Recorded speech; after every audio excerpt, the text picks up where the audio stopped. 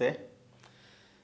బాలీవుడ్ నటి కాదంబరి విషయం ఇప్పుడు మన రాష్ట్రంలో పెద్ద ఎత్తున చర్చనీయాంశమైంది. ఆమె కేంద్రంగానే అందరూ మాట్లాడుకుంటున్నారు. వైసీపీ వాళ్ళేమో ఆమెకు సంబంధించి కొత్త కోణము ఇప్పుడు బయట పెట్టినారు. ఏంది, ఆమె హనీ ట్రాప్లో వేస్తాదని, వలపు వల విసురుతాదని అందరికీ బడ పారిశ్రామికవేత్తలు, రాజకీయ నాయకులు, పెద్ద పెద్ద బ్యూరోక్రాట్లకు అందరినీ తన అందచందాలతో వలపు వల వేసి వాళ్ళ నుంచి లెక్క రాబడుతుందని పెద్ద ఎత్తున చెప్తాండారు. సరే, ఈమెను అడ్డం పెట్టుకొని అధికార పార్టీ ఏం చేస్తుందంటే ఈ ఐపీఎస్ అధికారులను అట్నే ఈ వైసీపీ నాయకులను ఇరికిచ్చేందుకు ఆ ప్రభుత్వం పని తన పని తాను చేస్తుంది. ఇప్పుడు విషయం ఏంటంటే మనం మాట్లాడుకున్నాం. ఏంది ఒక ఆడపిల్లను ఇట్లా అడ్డం పెట్టుకొని వైసీపీ ప్రభుత్వం ఇట్లా చేసింది, గొబ్బు పనులన్నీ చేసింది, ఈ ఆడపిల్ల అయితేనేమి అట్లా అన్యాయం చేయొద్దు కదా అని మనం అనుకున్నాం. కరెక్టే. కానీ ఇప్పుడు మంచి చెడ్డల విషయానికి వస్తే మనము ఆడ మగ అని చెప్పి మినహాయింపు ఇయ్యం కదా, మనము ఇయ్యలేం కూడా. మంచిని మంచిగా మాట్లాడుకోవాలా, చెడ్డగా మాట్లాడుకోవాలా. ఆడవాళ్ళు తప్పులు చేస్తే మనం ఏమన్నా పోనీలే అని వదిలిపెడతామా? అది మనకు నష్టమే కదా సమాజంలో. ముఖ్యంగా ఆడవాళ్ళే ఎక్కువ జాగ్రత్తగా ఉండాలా.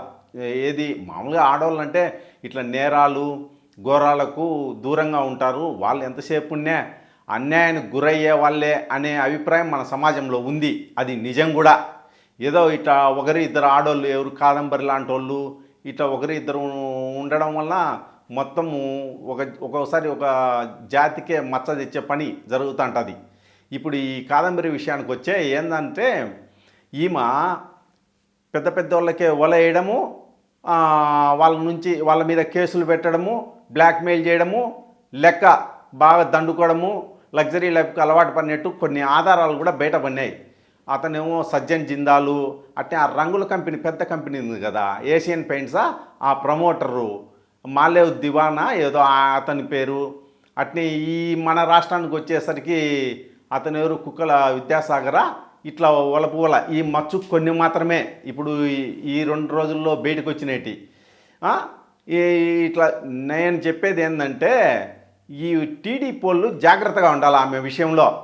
ఎందుకంటే ఎంతటి వారైనా కాంతాదాసులే అంటారు కదా. అందులో వీళ్ళేమన్నా ఆమె అందసందాలకు ఏమన్నా పడిపోకుండా ఉంటారా?